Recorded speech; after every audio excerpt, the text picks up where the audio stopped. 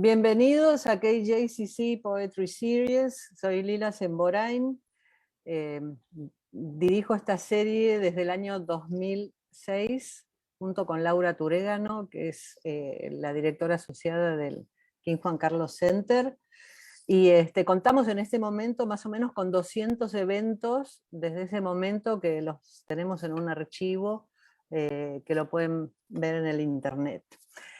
Hoy tenemos la suerte de presentar Poéticas de la Errancia y tenemos a dos poetas españoles, Julio Prieto y Berta García Faet. Tenemos a dos poetas españoles. Hay como un retorno, me parece, ¿no? ¿Ustedes lo oyen? Sí. ¿Qué está pasando? ¿Ahora? Hay como Bueno. un retorno, me parece, ¿no? ¿Ustedes lo oyen? Sí. ¿Qué hago, Isabel?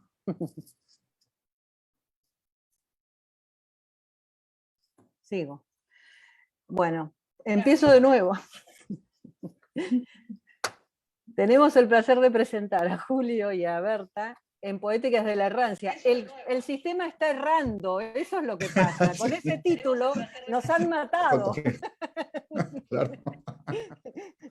Están pasando cosas raras. Con este título nos han matado. Se acaba de arreglar el problemita.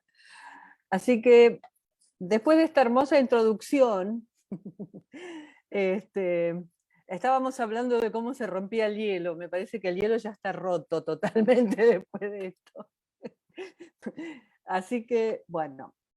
Entonces lo que estaba diciendo, como iba diciendo hace un rato, estoy presentando Poéticas de la Errancia y no solamente porque Julio y Berta han vivido en distintos países, como muchos de nosotros que estamos viviendo en otros lugares, sino porque también practican la errancia en el lenguaje poético y explorando zonas de maneras a veces erráticas, como esto que acaba de pasar, y por eso que son sorprendentes. Bueno, todo tiene que ver con lo que acaba de pasar, así que una alegría que hayamos empezado así. A Julio lo conozco desde los 90, del siglo pasado. Es horrible decir esa frase, porque me parece que fuera para nosotros siglo XIX, pero no, es el XX.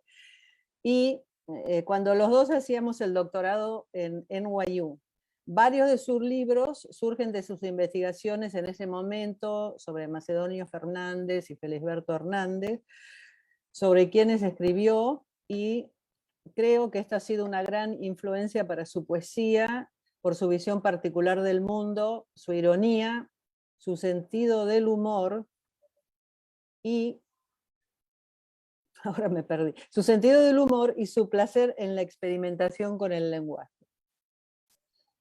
Estuvo por Buenos Aires investigando a Silvina Ocampo y entrevistó a mi madre, cosa que me había olvidado completamente, y que ahora tiene 97 años, así que fue una sorpresa para él saber eso. Y también anduvo por Brasil y nos fuimos encontrando en distintos festivales de poesía, en distintos lugares, hasta que volvimos a vernos en Berlín en el 2008, donde él era profesor en la Universidad de Potsdam. Me ayudó con un proyecto personal muy importante para mí y siempre, cada vez que lo veo, le agradezco por eso. De ese proyecto hablaremos en otra oportunidad. Entonces, nos une ahora también que ambos publicamos en la colección transatlántica de Amargor de Madrid, dirigida por Edmundo Garrido, la editorial de Chema. ¿Cómo es el apellido de Chema, Julio? No, tampoco te... De Chema, vamos a quedarlo, queda con Chema, de nuestro querido amigo Chema. Una colección que incluye también a Mariela Dreyfus, que enseña acá en el programa de escritura creativa, entre otros muchos autores de los dos lados del océano. Es un placer, la verdad, vernos ahora por Zoom y reconocernos como zorros plateados, como me dijo el lunes Julio, con nuestros pelos grises, y Bueno, y ahora vamos a escuchar, en breve, vamos a escuchar la maravilla de su poesía. De Berta no tengo tantas cosas que decir porque acabo de conocerla, pero me ha encantado su poesía, las variaciones que propone de libro a libro. Es una autora muy prolífica dada su edad y me resultan súper interesantes sus obsesiones con distintos autores o tipos de escritura, entre ellos Vallejo o el trovador Guillermo de Aquitania, de los que surgen poemarios muy diferentes entre sí, que muestran una exploración profunda del lenguaje poético. A través de sus estudios de doctorado en Brown University conoció también, entre otros poetas, a Mónica de la Torre, que también estuvo en esta serie, que es gran amiga mía y gran experimentadora del lenguaje. Y me alegra iniciar esta relación de amistad y poética con Berta, junto con Julio, con Mónica y bueno, con muchas otras personas que seguramente tendremos en común. Así que los voy a dejar ahora con David Ornelas, que es estudiante de la maestría, poeta, narrador, y va a presentar cómo corresponde a nuestros invitados. David, quedó congelado.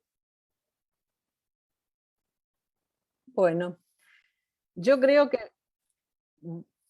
vamos a dejar las presentaciones. Es todo errático, todo es errático en el día de hoy, así que let's flow, como dicen.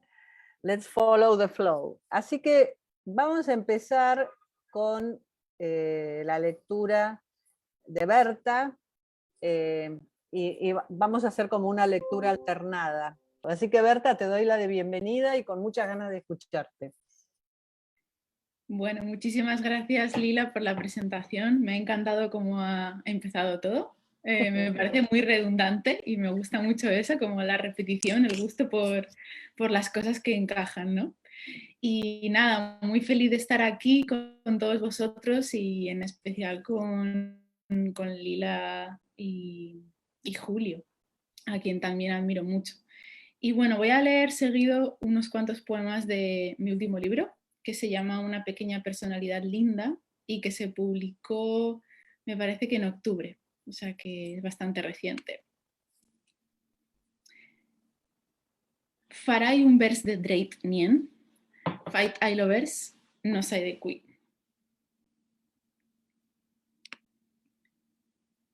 Una escolar rimó que duenos amó, mas más que los duenos, los secretos. Piaras de flores la persiguen, Festino les obsequia cicloramas. Yo no sé, dime tú, yo no sé qué rima la mi entraña. Yo no sé, dime tú, si aquesta leonada es mi entraña. Que soy yo, dime tú, la alborozada. Que soy yo la escolar que aconsonanta las monedillas con las abras, monedillas alegres, y la cosa del broche, monedas bravas. Yo no sé, dime tú, yo no sé qué rima el rosetón de la mi entraña, ni mi labio, ni el labio de la ensenada deleitosa, tintineante y barajada. Que soy yo la escolar que aconsonanta lo confuso del cielo, lo confuso del cuerpo, lo revuelto del cielo, del cuerpo, la boirada, los labios sensuales y la punzada.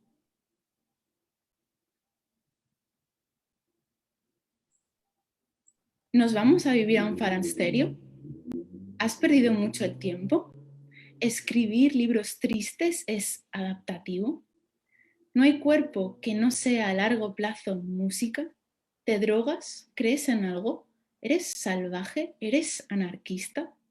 ¿Teísmo? ¿Flechas? ¿Ritos? ¿Pasos? ¿Estrías? ¿Ascuas? ¿Teína ateísmo? ¿Has resbalado por el páramo con una décima de fiebre? ¿Ríes a carcajadas por el páramo con una décima de fiebre? ¿Escuchas el silencio histriónico de la palabra arpa? ¿Escuchas el silencio histriónico de todas las palabras? ¿Escuchas el silencio histriónico del imperativo abrázame y verbalizándolo me abrazas? ¿Plagian, pero mal, las palabras a los grajos? ¿Los textos de los cuervos, los cloqueos contraseña? ¿Y el vapor, y el pespunte, la diástole, el párpado? ¿Es una herida fresca? ¿Tienes mucho calor? ¿Nihilismo o pétalo? ¿Nihilismo o pétalo?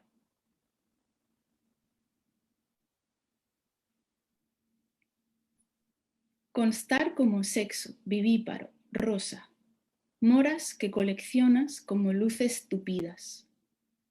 El corazón como fresa podrida entre libros. Un poema es una niña que tiene un secreto. Me llaman la jacarandosa. Tengo un cerebro de confitura de glía. Lo visto con gro, con dulce, gelatina, aroma, volantín, desplome. Constar como sexo, la boca, la josa, tablillas donde grabas tus testimonios. El corazón como bestia que te persigue. El poema llanta niñas, el llanta secretos.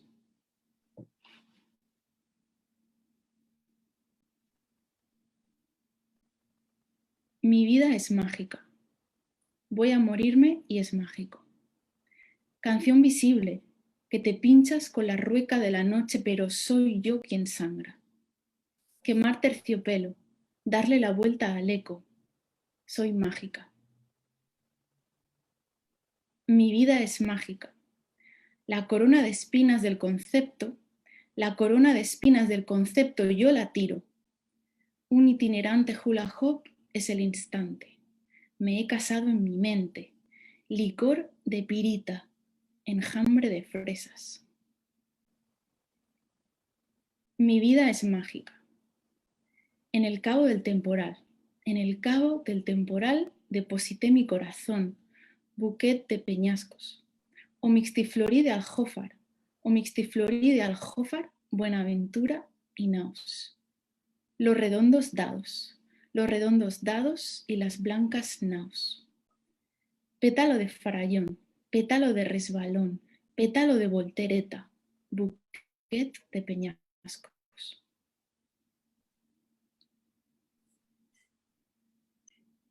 Chas, Dios se persona y no lo sabemos. Yo me persono, a jugar de vaho y con un cetro de caramelo. El derrotero, en el rumbo del agüero, en el gozne del enclave, en el joyero del otero. El canto viene de lo que ignoro para estar conmigo, y un esqueleto de barquero. Chas, si haces chas, ruñes, bogas, matas, cías, y te salvas y te divinas. Lo que te gusta a ti, la albórbola y la delicadeza, las tropas de pigmentos y la compañía. Dios se persona o no, no lo sabemos. Y tú lo miras en el romero, fijamente en el ojo del romero, que es el ojo del corzo y de la lengua del juego. Aparezco, desaparezco, parezco, chas, vuelo.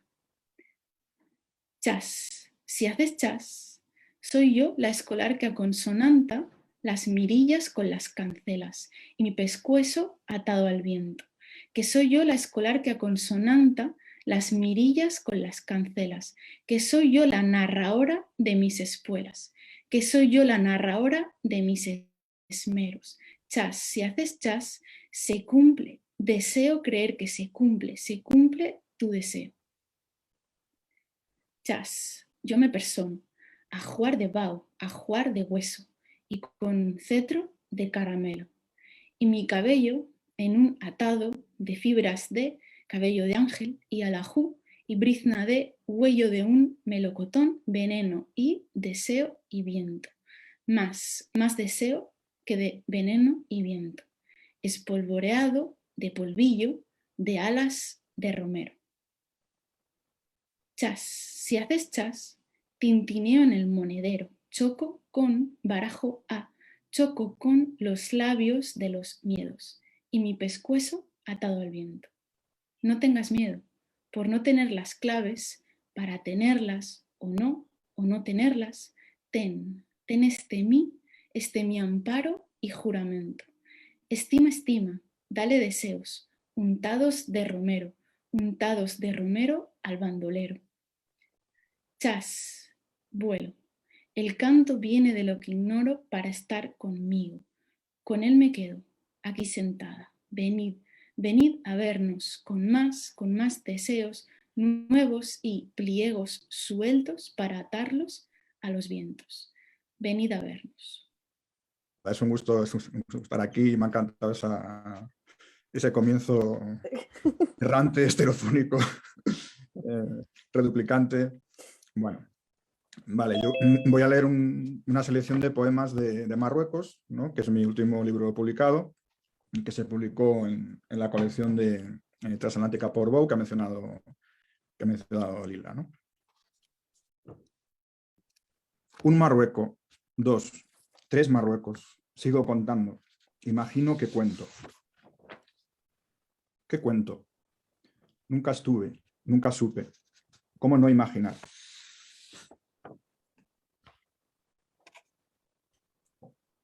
Facetas de lágrima. A través de ella se ve un paisaje indeciso, tal vez exótico. La copia es perfecta, no se notan los cauces, tenues hilillos que va dejando. No podemos apoyarnos en los recuerdos. La memoria no es una superficie estable, como si dijéramos una mesa, haces más bien, una lámina esquiva y en un mar tempestuoso. Hay días en que no es juicioso salir a nadar.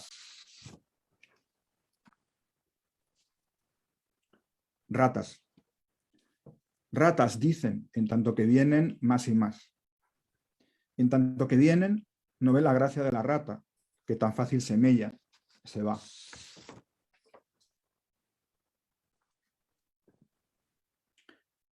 El marrueco o merrueco es una forma. No acabamos de comprenderlo. Es una forma de comprender. Hay una textura, una especie de contusión. Caracolea, algo se mece entre el rizo y el grito. Presto a deshilacharse, finge lo perlado, posible origen de la abstracción. Algo se deforma en cuanto se ve.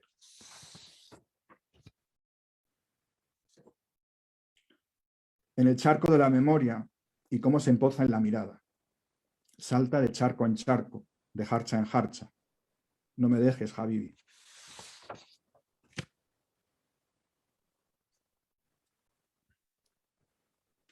Al alba, almohada, aleve. Aljibe, al azar, alaja. Azahar, al lado, aljaba. Alambre, al lado, al anochecer.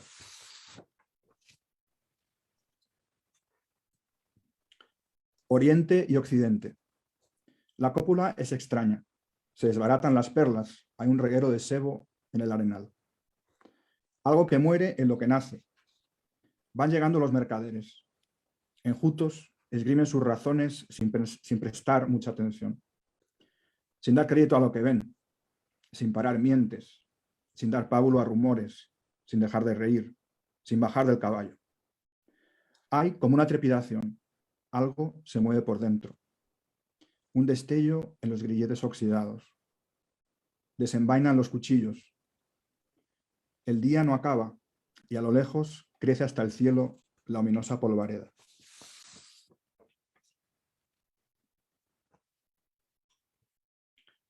De mar a mar en sola roca y nos llegan informes.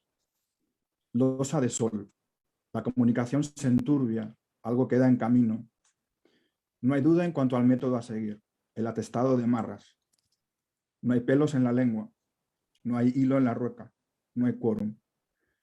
Los ejecutores departen en la linde, sus aguiluchos están inquietos. Al final, uno de ellos marrará el tiro. Sin fuero, la sangre reseca.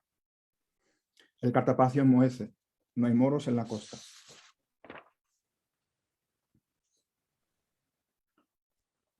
Subieron de la guarida por los escarpes de la ínsula. Los de la guardia y el morado cangrejuelo. Llegaron con su hábito de lodo y sus palabras repujadas, zurcidas en añicos. Fue cosa épica, triste historia. Retesaron hasta las vírgulas del miedo. Ahora, en la piedra del valle, queda un viento que mueve a los amores en ceniza.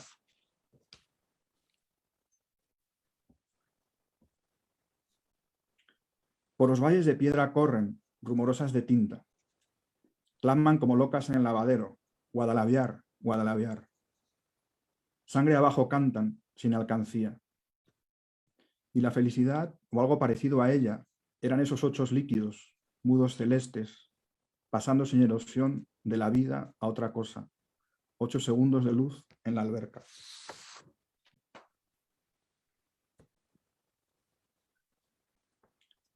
Hay cruces. En los caminos, en los cementerios, lámparas que caen sobre los restos. Merodean alimañas, hay bellezas intactas tras las alambradas, espejeantes, moteadas antes del hambre. Las lámparas alumbran un tiempo único y continuo, o hay pliegues, dunas de olvido y encuentro entre los que iluminan y los que recuerdan. En el espacio electrificado, dividido en iguales cuadrículas, hay lugares de intermitencia y reunión. En los caminos, en los desgarros de la carne, hay cruces.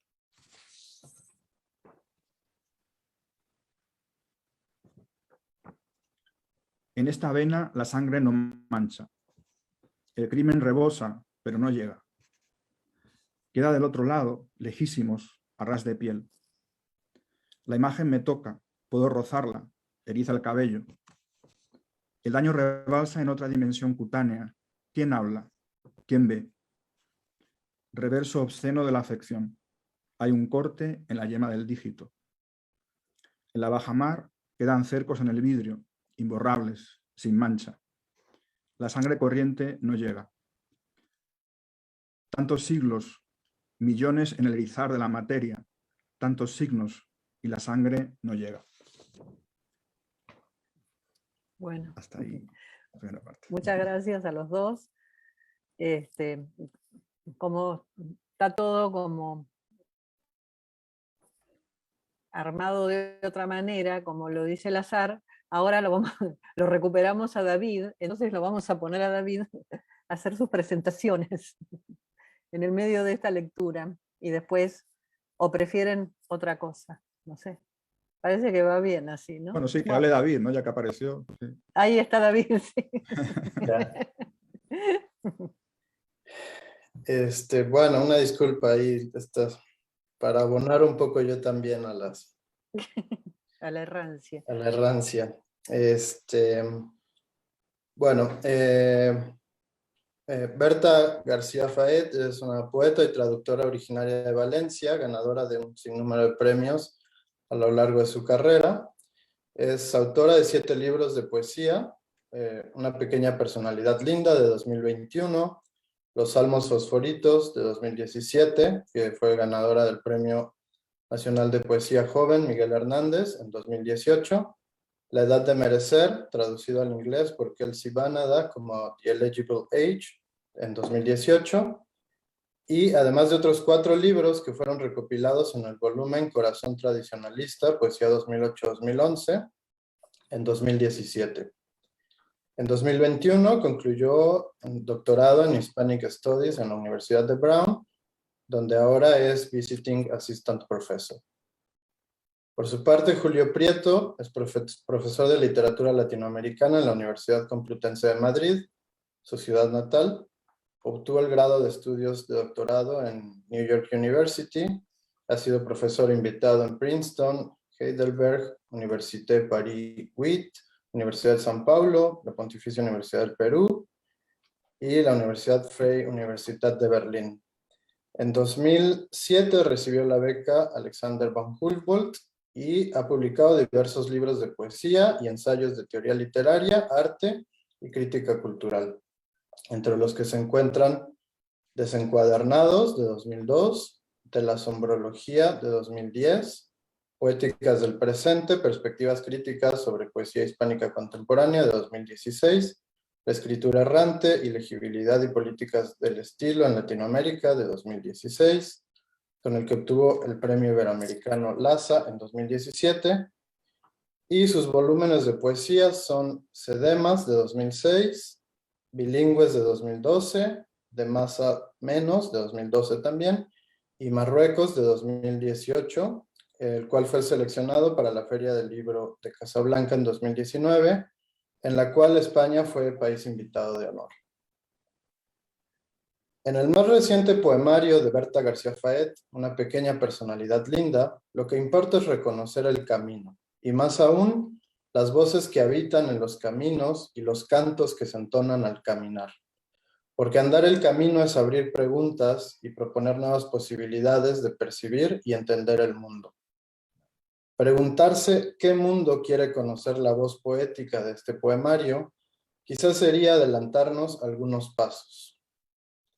Lo que voy a escribir está cuajado de claves. Voy a escribir este libro para hallarme.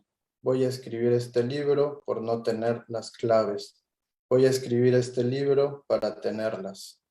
Basta con leer estos versos para darnos cuenta de que estamos en un estado previo a la verdad y a lo absoluto, en donde lo que se persigue por ahora es señalar el misterio antes que resolverlo. Como podremos constatar en la lectura que Berta García hará esta noche, en este poemario la repetición, la rima, el estribillo, la musicalidad que recuerda al romancero viejo o a los trovadores, aunado al vocabulario del español antiguo, todo en conjunto, nos remiten a un pasado medieval.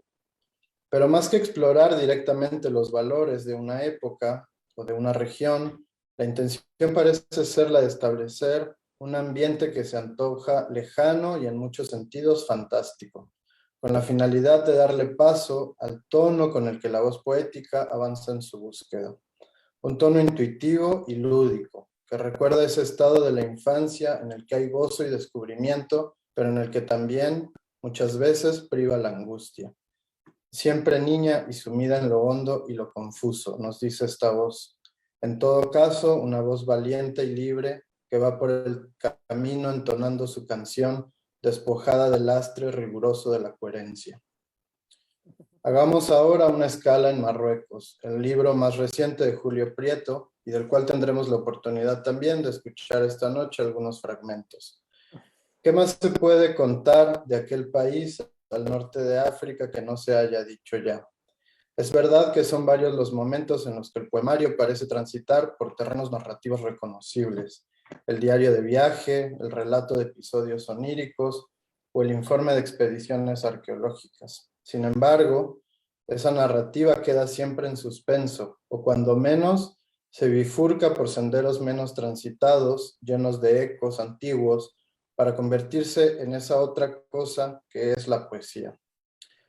Podríamos decir que Marruecos se inserta en la tradición literaria de los territorios imaginarios, pero quizás sea más preciso decir que estamos ante la reinvención de un territorio real que se desconoce partiendo de un imaginario personal y colectivo, o al menos la palabra reinventar se ajusta mejor al tono de resistencia ante lo preestablecido que se suspende a lo largo del libro. Si Marruecos es una reinvención desde la poesía, lo hace cuidando las palabras antiguas como joyas de la herencia árabe al español. Si los poemas de Julio Prieto reinventan, lo hacen también al alejarse de un yo lírico convencional para convertirse por varios momentos en un nosotros. En estos poemas en prosa, el humor y la oscuridad se conjugan y la violencia y la ternura son dos rostros de una misma realidad que va rimando con reveladores momentos oníricos. ¿Y para qué empeñarse en abrir nuevos caminos o reivindicar un territorio con la poesía como proponen estos poemarios? Una cosa es segura y urgente en nuestros días. Es momento de defender la imaginación en contra de las narrativas pautadas y exotizantes. Bueno, gracias. Yo lo dejo hasta aquí. Regreso la palabra a Lila. Muchísimas gracias, David.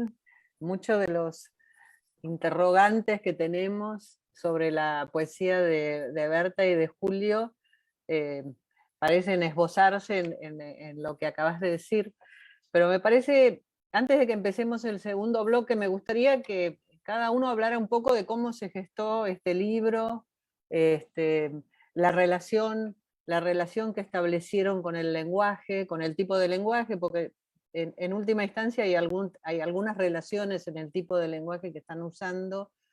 En ciertas instancias existe también la fragmentación dentro de los dos textos, no hay un hilo específico que se vaya siguiendo, o sea, tienen varios puntos en común, pero me gustaría que contaran un poquito cómo se fueron gestando estos libros. Berta, si podés empezar vos.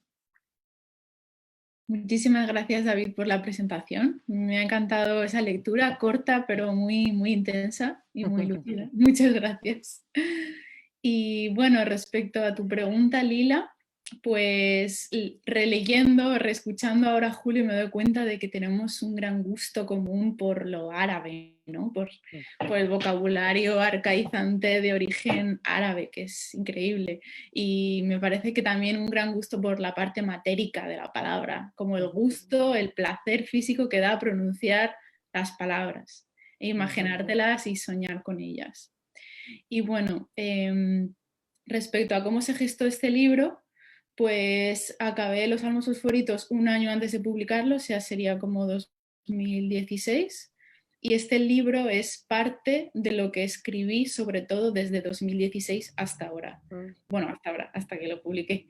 Y como que tenía varios proyectos / pseudolibros al mismo tiempo, y hay cosas que quizás saldrán en un futuro que tenían más que ver con una parte que combinaba lo fantástico y quizás un poquito lo kitsch o lo pop y lo infantil, pero de repente cuando me puse a ordenar los materiales me di cuenta de que había otro libro por debajo, que eran pocos poemas en comparación con todos los que había escrito, pero que tenían un hilo conductor, y cuando le fui dando forma, para mí cobró todo el sentido del mundo el libro.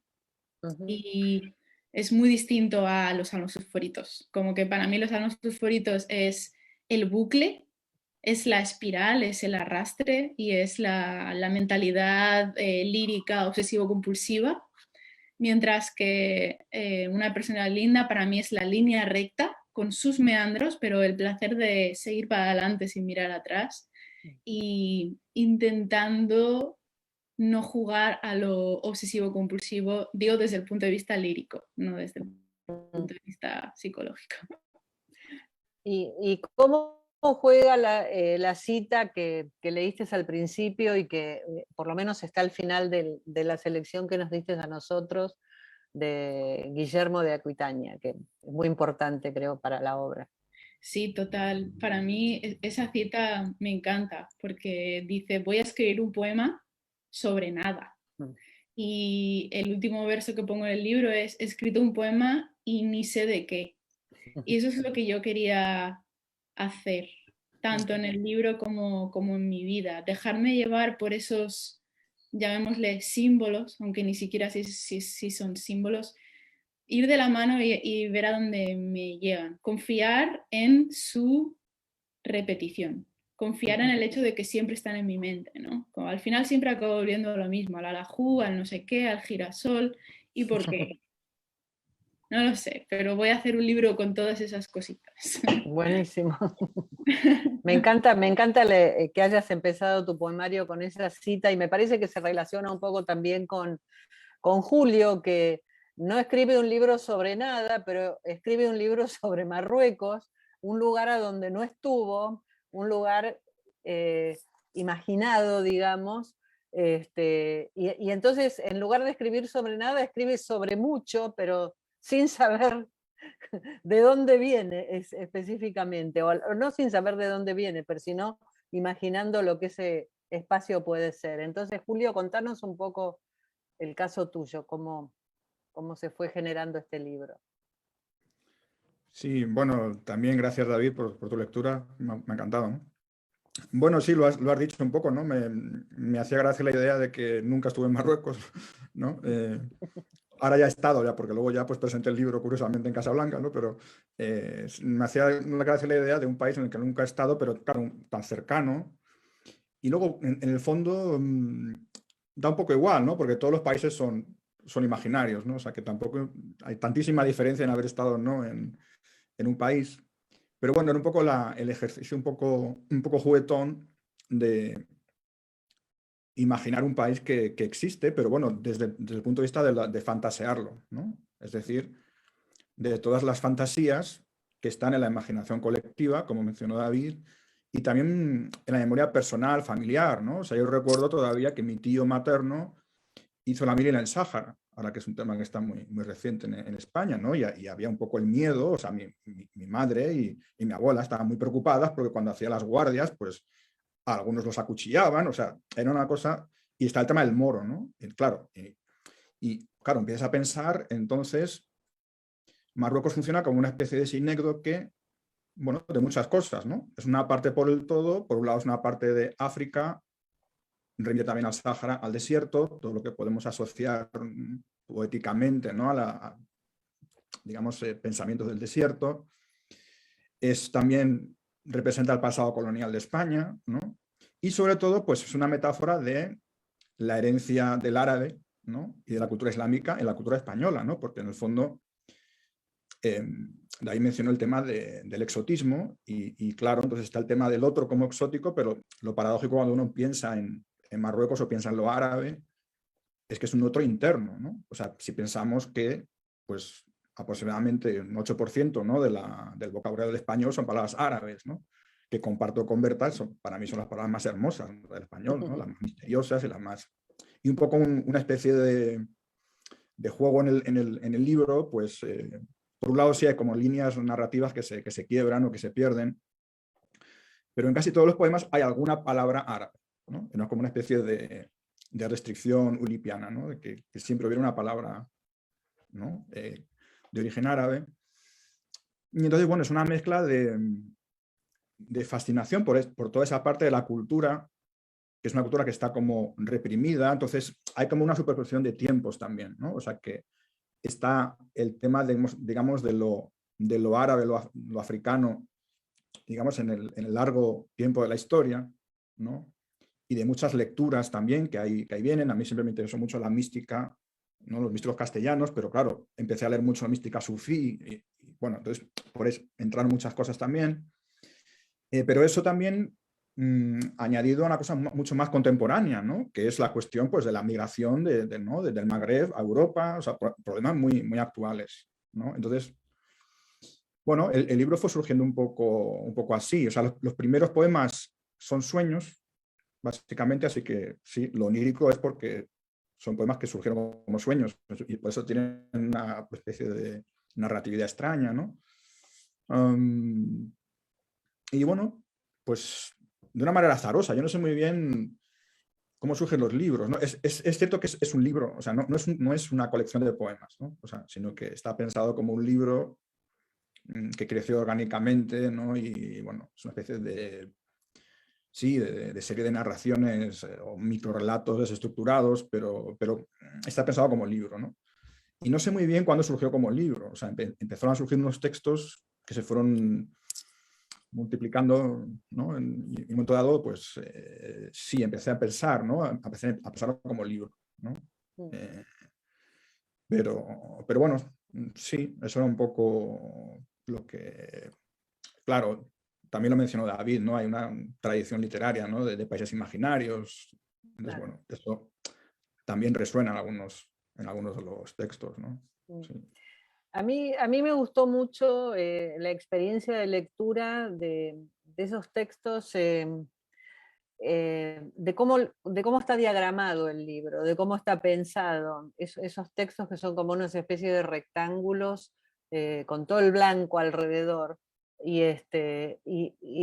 me parece que todo ese blanco que hay alrededor produce en el lector como una especie de imaginación a su vez de lo que uno cree que es Marruecos o si lo vivió, como yo fui a Marruecos, es como que yo veía una superposición de lo que estaba en mi mente en el blanco que se superponía al texto mismo, digamos. Como ese blanco es como, no sé, como un desierto que está ahí alrededor. No sé, me dio como un impacto visual muy fuerte el libro. ¿Cómo lo pensaste? ¿Por qué lo pensaste de poner los fragmentos de esa forma? Sí, no sé muy bien porque surgió, digamos, una cosa maniática, ¿no? O sea, que tiene que ver con la manera en que escribimos, ¿no? O sea, escribimos, o bueno, por lo menos yo escribo con el procesador Word, ¿no? Y el jugar con los márgenes, yo también soy muy neurótico obsesivo y entonces me gustaba la idea de cuadrados que fueran como casi perfectos cuadrados y que eso Sí. determinara los cortes, o sea, que el bloque del texto determinara los cortes, no son versos, ¿no? Pero bueno, que eso determinara un poco dónde empezaba y acababa cada línea. Y bueno, el diseño fue un poco en complicidad con Edmundo Garrido, ¿no? El editor. Que bueno, o sea, fue parte suya la idea de poner todos los textos a la misma altura, ¿no? Claro. Pero sí, no lo había pensado, pero sí me gusta mucho esa idea, ¿no? Yo había pensado o bien el desierto o bien el mar, ¿no? Porque hay muchos textos que tienen que ver con la idea de, ¿no? ¿No? Los inmigrantes del norte de África que atraviesan el Mediterráneo, ¿no? Para poder llegar a Europa, Claro. ¿no? Y tiene que ver también con esa idea de surcar el mar, ¿no? Un tipo de viaje muy, muy peligroso, muy arriesgado, ¿no? Y bueno, sí, me gusta esa idea, ¿no? Que me gusta esa idea de ver el blanco como desierto o como mar, donde O como como espacio de la imaginación del lector, pues sí, que va viendo sus imágenes proyectadas en todo ese blanco que hay alrededor. claro, pero entonces los textos son como montículos, ¿no? O Claro, pecios, ¿no? De un sí, sí. naufragio o algo así. Me gusta mucho esa lectura, no sé. Me encantó eso. Ay, yo soy muy visual, o sea que siempre estoy como mirando ese tipo de cosas. Es un placer, digamos, escuchar los juegos que hacen ustedes con el lenguaje, así que bueno, vamos a seguir escuchando ahora. Vamos a pasar a la segunda parte, o no hay partes acá, vamos a seguir leyendo y a escucharlos, que es muy lindo, la verdad que muy placentero y que despierta mucho la imaginación también. Así que Berta, si querés seguir leyendo. Sí, voy a continuar con textos del libro, pero también voy a leer un poema que está fuera del libro, aunque en realidad ahora me pregunto, ¿tendría que haber entrado? Porque, bueno, en fin, ya me diréis.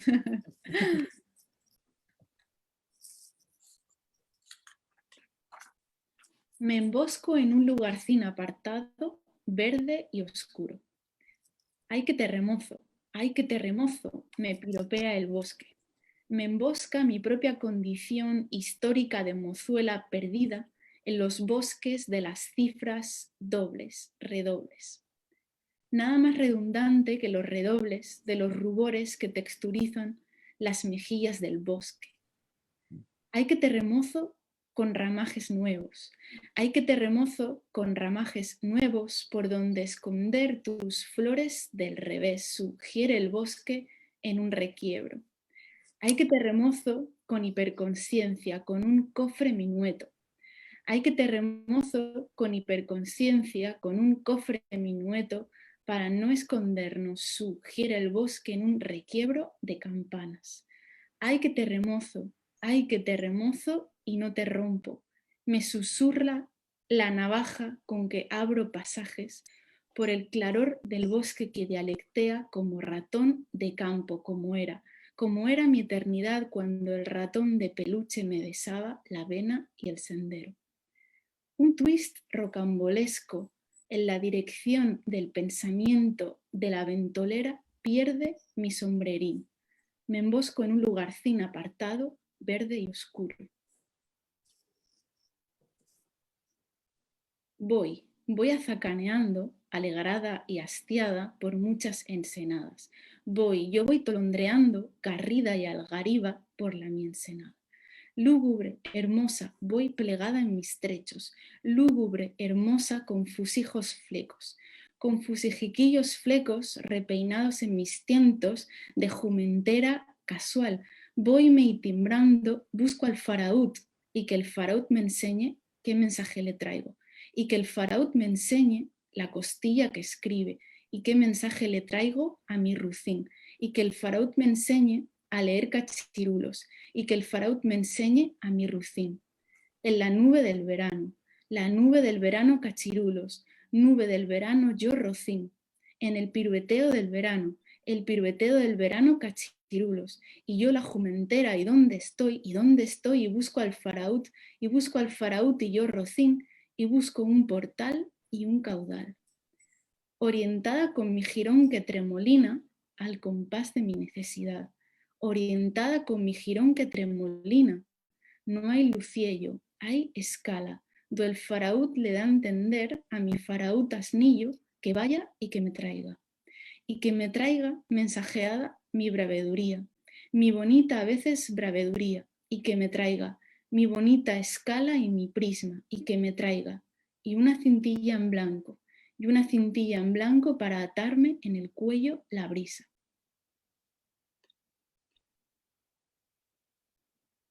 En el mundo normal, para girar necesitarías un eje. Pero en el mundo de Paul Klee del color coral, las casas giratorias no tienen eje, tienen perfume. Tienen razón los perfumes y yo soy la chica de las pitayas. Recorro la ciudad buscando pitayas. No tengo eje. Cazo pitayas, acumulo pitayas. Las almaceno en el zaquizamí de la casa giratoria del mundo de Paul Klee. No tengo eje. Tengo añicos de perfume. Vivo como bandida, salteadora de caminos. No giro sobre mi eje, giro sobre mi limbo, giro sobre mi filo. Vivo en el zaquizamí de la casa giratoria en el mundo de Paul Klee y de la fe.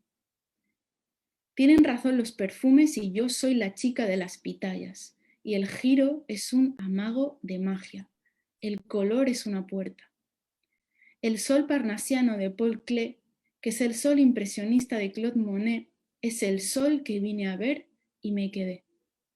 Amanezco, existo y anochezco en el zaquizamí de la casa giratoria en el mundo de Paul Klee. Acabo exhausta después de rodar por la ciudad como esférica sed buscando puertas. Pero yo soy una bandida de ejes, y vosotros salteáis los caminos, y yo soy una ladrona de ejes, y vosotros abriréis las puertas. Tienen razón los perfumes y yo soy la chica de las pitayas. No sé si tengo alma, y no sé qué hago en el zaquizamí acaparando pitayas, espolvoreando pitayas con añicos de perfume. Y no sé qué hago, y no sé qué hago en el mundo normal, y no sé qué hago. Y no sé qué hago en el mundo.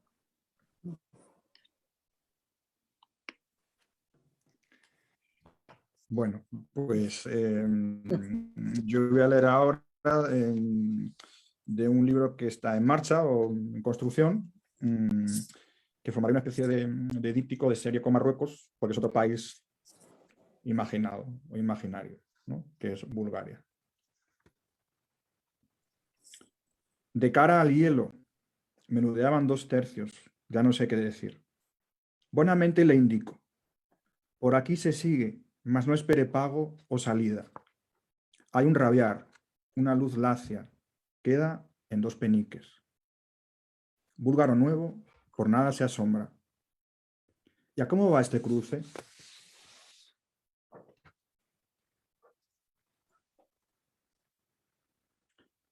Decomisos por estos pagos.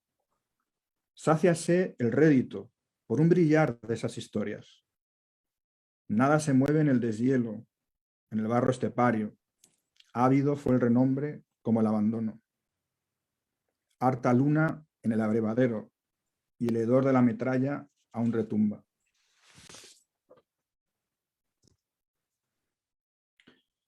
Agítese el resto. Acérquese así. El resto de comunista, compruébelo.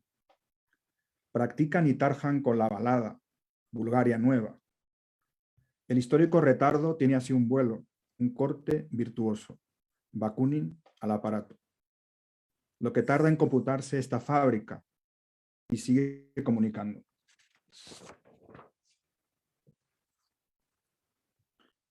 La coraza va emparchando, pero el corazón nunca se acaba.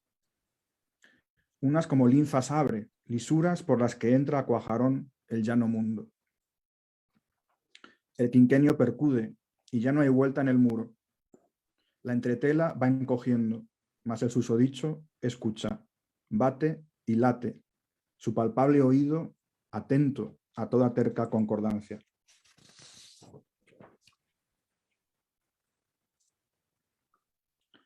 En esta ciudad hay 5 estaciones, dicen, las 4 de Vivaldi y la guerra. Lo que viene después de invierno no es primavera, sino el gran vacío de la catedral amortajada en andamios y telas flotantes, una obra eterna. Venían de saber, había que servir. Lo dicen de buen grado. El Cárpato ya se anuncia como latigazo en el cerebro, si vis pacem parabellum. Escarpa esa cruz. Es algo que se sabe, era el acervo conocimiento del lugar. En este belloso signo me paro. A tal punto ha llegado el proyectil. Viene una lluvia fría y los perros aúllan en la gran curva luminosa del Danubio.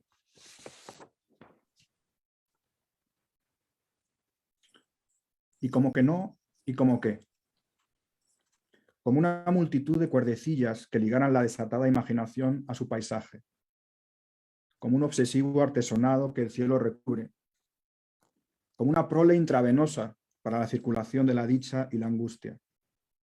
Como una inscripción aferrada que no deja de susurrar su razón. Como un aire de juventud y como una huilla que no sabe de dónde viene y como sábanas. Como sartas de deseos acumulados, como capas o fundamentos o tejidos. Los hay de fina saya, los hay de arpillera, que se entremeten en la carne. Como un telón de acero, limalla de aquellos metales. Como un altavoz oxidado en calle de sentido único. Como un sueño de salida única. Como masiva pregunta. Como una revolución. Como un cósmico escupitajo. Un Sputnik. Como uno y como este y como no, comunista.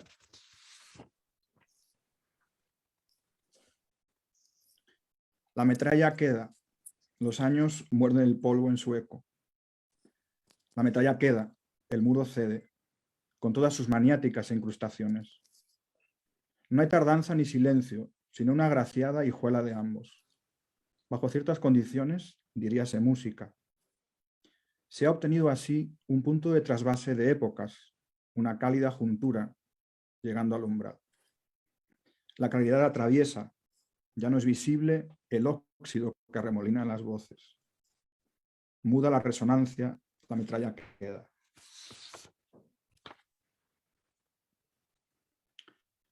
Y no sería así. Lo que no desciende ni retumba, ni al largar la mirada puede salirse de su estela. En esa lívida región se espera un calco, algo que del rostro no tan pronto se despegue, insoluble figura. Y no está de más apuntar esa comunión sin fuerza cuando ya no está el ángel. Búlgaros aún pueden verse en grupos de A4, de A5, canturreando, la trompa bien alta, en las aguas espejeantes que dejó la tormenta.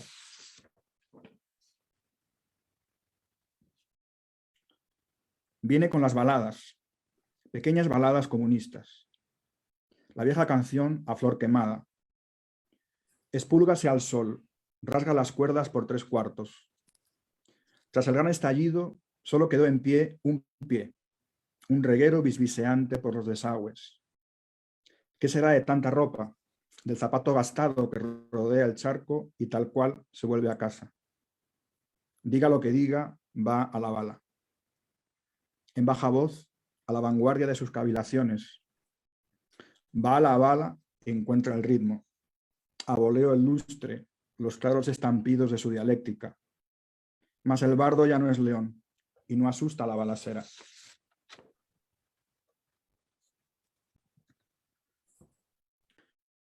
Y el sol apagóse, lo que no se creyera. La marcha fúnebre rebalsando por todas las campanas de hierro del entierro. Y el almirante en su vítrea retransmisión se acurruca. Faisanes, el capón ha muerto lo vendo, bien barato. Allá va el hombre sin cabeza, dejando a su paso un reguero de plumas. Huélanlo, es cosa de admirar. compungido, mas también trajeado como siempre, en su gesto un revuelo de sables, el orgullo y la pena de no tener cabeza.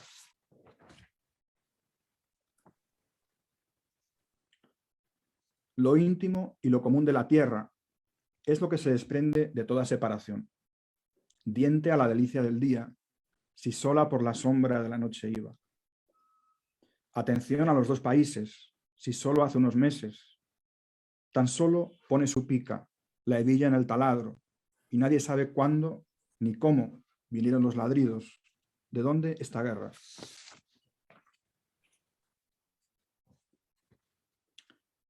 Iban al cielo las voces, antes de que la tierra rasgara el azul.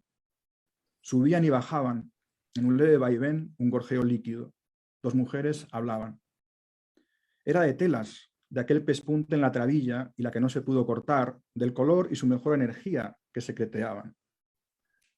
Del otro lado del cuadro, el origen del mundo, fino tabique, llegaban las voces, casi solo un rumor. Y era lo que más protegía en aquel invierno. Una decía, tanta crueldad, lo raro sería no enloquecer. Y la otra, en lo más claro hay una raíz incógnita. Era una bendición, un círculo de vida intocable, casi no se oía. Las voces iban y venían, ondulaban como lenguas sin abismo, un trasluz en la tela, y nada había que esperar, y nada nos pertenecía. Muchas gracias. Bueno, voy a empezar con Julio, porque acaba de leer. Cuando leí estos textos, me parece que tienen mucha actualidad y me resonaban mucho con el tema de la cuestión de la guerra y cómo vas, bueno, cómo se va mostrando en cada fragmento, porque tiene un tono totalmente diferente al otro, a Marruecos, tiene una atmósfera totalmente diferente. Y iba leyendo y bueno, con ese último poema también que terminaste, me iba resonando la actualidad que tienen estos textos hoy en día también. Entonces, ¿cómo pasaste de Marruecos a Bulgaria, a este otro mundo completamente diferente, bélico, comunista, etcétera, que se va desarrollando en todos estos fragmentos? Porque, digo, ante lo que me evocaba, digamos, lo que evocaba el otro texto con ese formato es completamente diferente a lo que evoca este otro. Así que me parece que está súper lograda, digamos, el alejamiento de un texto anterior, aunque estés usando el mismo formato, que eso no es tan fácil de lograr tampoco. Sí, bueno, en realidad pues es la misma premisa, ¿no? Del otro libro, es un país en el que no he estado, con lo cual esto me da para, en realidad, hacer una enciclopedia, ¿no? Sí, una serie. Países imaginados en los que no he estado. Pero bueno, en cierto modo, como la idea es también un país que es una sinécdoque, ¿no? Que simboliza algo más, en este caso pues sería un poco más bien pensar un poco la idea de Europa del Este después de la caída del muro de Berlín. Claro. ¿No? Todo el tema del poscomunismo, de la época posutópica en la que vinimos, ¿no? Y claro, en cierto modo, aquí hago un poco de trampa, porque sí que podría decir que en cierto modo, en este espacio de sinécdoque que sea Europa del Este, pues en cierto modo sí he vivido, ¿no? Porque he vivido 15 años en Berlín, ¿no? Y entonces, Berlín, una ciudad dividida por el muro y que tiene una mitad comunista, o con un pasado comunista, ¿no? Y bueno, pues fueron surgiendo los poemas un poco como continuidad de los de Marruecos. En algunos casos, incluso, pues tienen que ver con visitas a ciudades puntuales del este, ¿no? A Belgrado, ¿no? Entonces, algunos de los poemas sí que, digamos, está basado más digamos, en una experiencia más biográfica, quizás, que Marruecos, que hay mucho más fantaseo, ¿no? Y también en este caso, digamos que el elemento histórico que hay, porque me sigue interesando la idea de una voz lírica que no se basa en un yo, sino más bien en una especie de voz colectiva, en un nosotros, o cambiar de puntos de vista, ¿no? Sí, pero en ese sentido, digamos, esa dimensión colectiva o histórica, en este caso es mucho más cercana, ¿no? Porque es un intento de pensar lo que ha pasado en Europa desde 1989 para acá. Y claro, también pensar un poco el significante comunismo también, ¿no? Pues un poco esta frase famosa de Joyce, ¿no? O sea, la historia es una pesadilla de la que intento despertar, ¿no? Entonces, se podría aplicar un poco el comunismo fue un sueño que se convirtió en pesadilla, ¿no? Entonces es un poco pensar todas estas cuestiones que están como están más cargadas, digamos, y de historia más reciente. Y yo, por eso creo que el tono es distinto, ¿no? Claro. Entonces hay fantasía y aquí hay búlgaros, ¿no? Que es una especie de criaturas o seres, ¿no? Que igual que los marruecos, pues son una especie de entes antropomorfos, no se sabe muy bien si son humanos, animales, que son, ¿no? Pues está un poco ese juego también, pero en este caso aplicado a lo que es, digamos, el europeo del este, que Claro. además en Alemania se ve muy fuerte desde la reunificación, ¿no? Está la ex DDR y luego, ¿no? Cuando se produce la reunificación, todavía siguen siendo ciudadanos de segunda, ¿no? La ex DDR es mucho más pobre que la Alemania occidental. Bueno, están un poco estas cuestiones que además están en la misma ciudad de Berlín también, ¿no? Bueno, y bueno, pues es un poco lo que te puedo decir. Como es un libro en marcha, pues todavía no tiene una forma final, ¿no? Claro. Quién sabe si voy a escribir más y por esos nuevos poemas que escriba surja otros derroteros, ¿no? Pero bueno, sí es verdad que creo que sí, que tienen un tono distinto, ¿no? Sí. Sí, no, completamente diferente. Me resultó genial eso, y bueno, pero a pesar de que también tiene como las técnicas muy parecidas al otro libro también, ¿no? Claro, sí, Como las la técnicas, repetición, claro. no sé, Ujú. la abolición del yo. Así que, no, pues súper interesante el trabajo. Yo decía, bueno, ahora, ¿cuántos países más van a seguir a partir de...? Va a ser un Es un filón, atlas, he descubierto un filón. claro. Ya lo tenés, ya está. Ya está, yo Bueno, soy y poeta Berta, geógrafo ya. ¿cómo? Poeta geógrafo ya. Ya está. Sí, Ya claro. estás calificado forever. Y bueno, Berta, te quería preguntar, que tienen en común también toda esta idea de repetición, ¿no? Como esto, como esto, como esto, comunismo al final, y me encantó ese texto que acabas de leer. Pero Berta, vos también trabajás muchísimo la repetición obsesiva de palabras, también trabajás como una especie de yo que no se localiza muy bien tampoco, así que contame cómo es cómo es el proceso de escritura, si es una escritura obsesiva, cómo es tu proceso de escritura para lograr eh, estos ritmos obsesivos y de repetición de palabras, que la tuve que ir a buscar, faraút, por ejemplo, que me encantó esa palabra, que al final supe, creo que lo digas vos, pero me encantó, o pitaya, que tampoco no sé lo que quiere decir. Así que, por lo menos en estos dos textos que leíste, ¿cómo vas trabajando eso? Pues la verdad es que no lo tengo tan claro. Está claro que me gusta la repetición. Eso es como muy evidente. Pero sí que siento de alguna manera que las repeticiones que hacía en mis libros anteriores, en especial los Salmos Oscuritos, iban por otro lado. Tenía más que ver creo yo, con la pura obsesión o con la ansiedad, compulsión de lo repito para tenerlo claro, para que no se me olvide o para agarrarme a ello, versus este tipo de repeticiones que no las tengo muy pensadas, pero me parecen más tipo como cuando una broma te hace tanta gracia que no paras de repetirla, o ese tipo de cosas, como más lúdico, que también es obsesivo, pero que me parece que va por otro lado, pero es una muy buena pregunta en realidad. No, pero faraút, por ejemplo, contame, o sea, ¿qué pasó con esa palabra? Porque me interesa mucho cómo la estás usando. A ver, realmente yo leí hace tiempo un libro de Bachelard y pensé, wow, este hombre dijo hace mucho tiempo lo que yo siento en mi corazón desde siempre, que es la idea de soñar con las palabras. O sea, realmente son para mí como objetos amados en los que me recreo, le doy vueltas, lo repito. Y leo libros, hay palabras que no entiendo, pero que ya sé que me gustan y me las guardo o en listas o en mi mente. Y Faraut, en realidad no leí Faraut, yo creo que leí Faraute Ah, en algún momento y luego la modifiqué.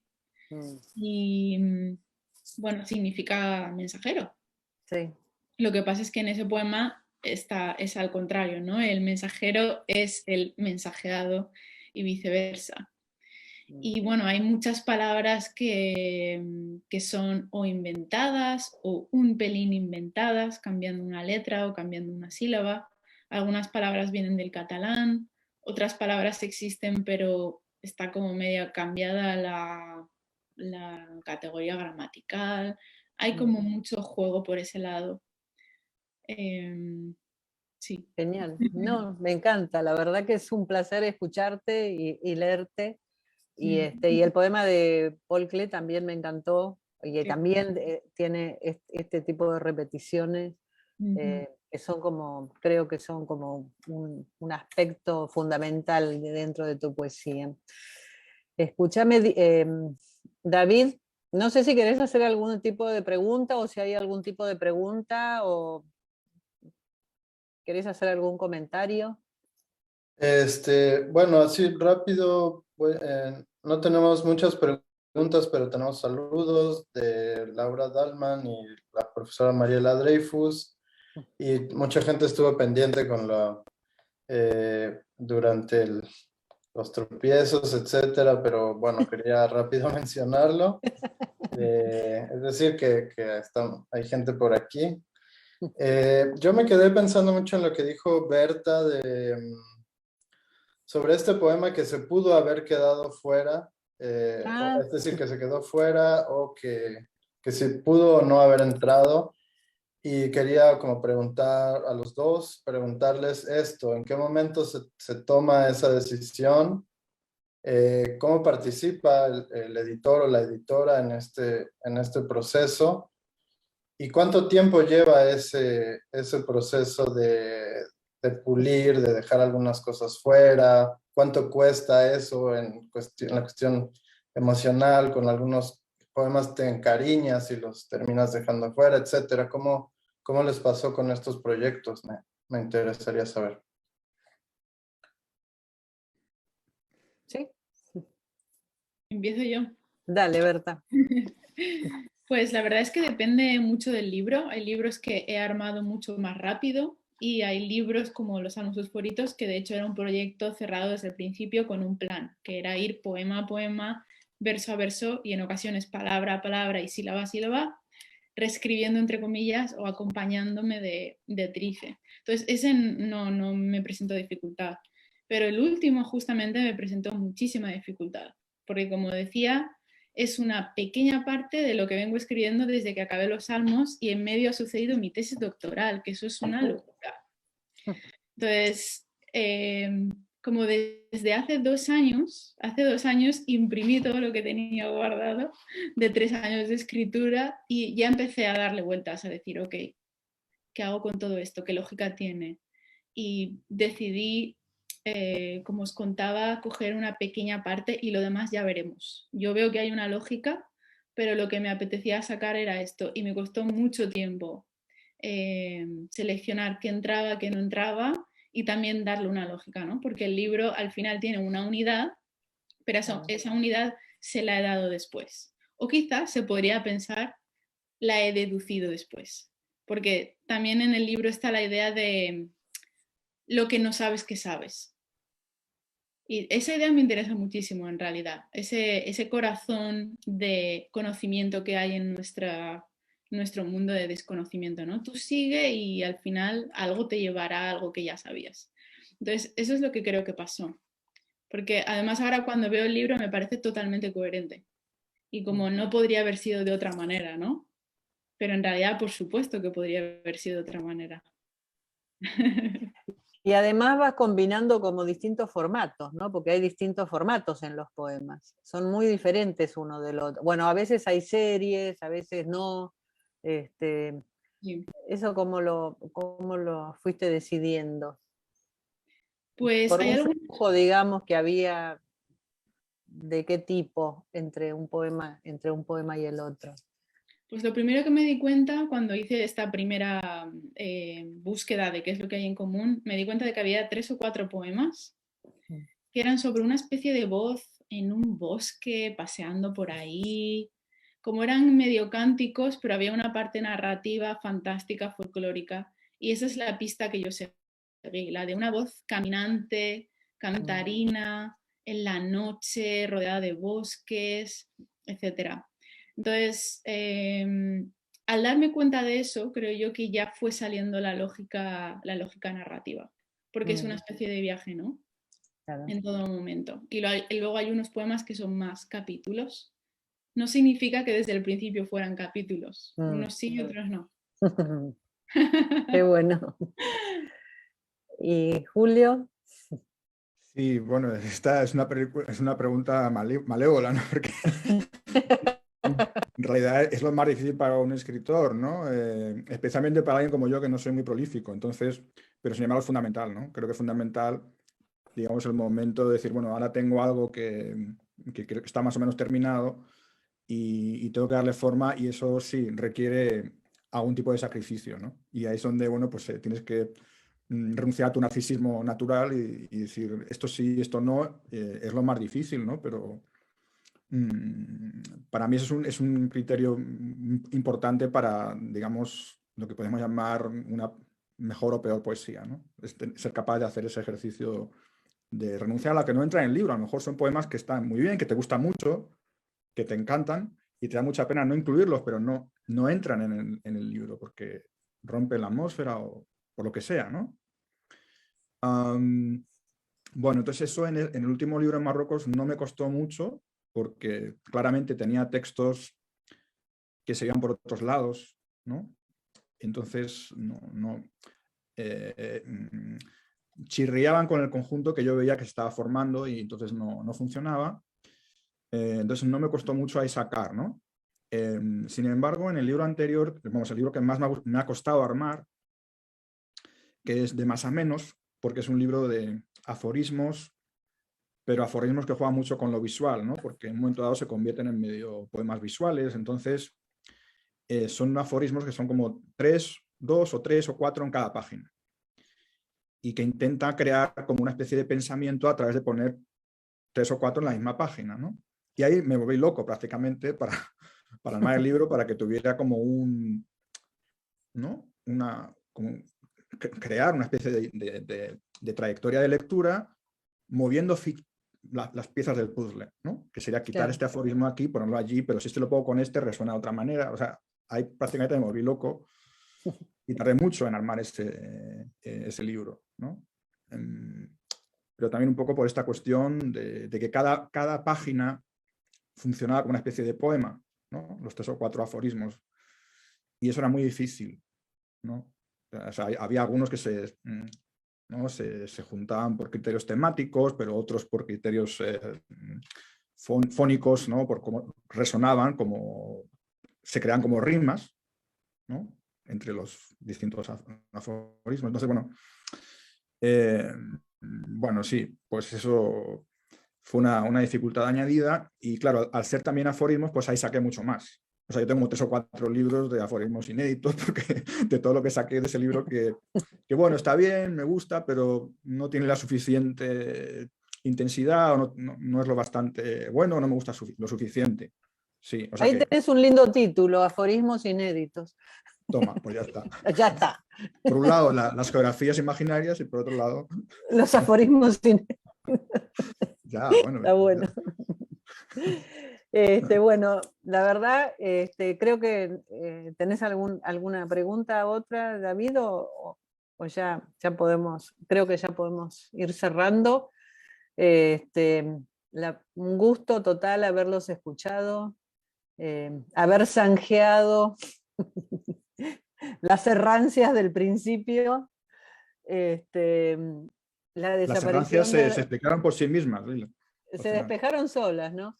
Sí. La desaparición de David, hubo mucho azar dentro de esta presentación, pero la verdad que me encantaron sus textos, me encantó escucharte, Julio, que hace mucho que no te veía, Berta, genial escucharte hablar también de tu proceso creativo, y muchísimas gracias, David, por tus presentaciones, que siempre yo ya lo tengo, ¿no? David va a hacer la presentación porque no sé qué voy a hacer cuando termines, no quiero que te recibas.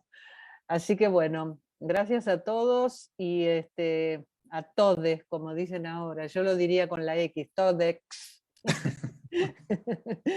Y bueno, nos estaremos viendo pronto, no sé dónde ni cuándo, pero muchísimas gracias por haber participado. Sí, gracias a ti, Leila, ha sido un placer.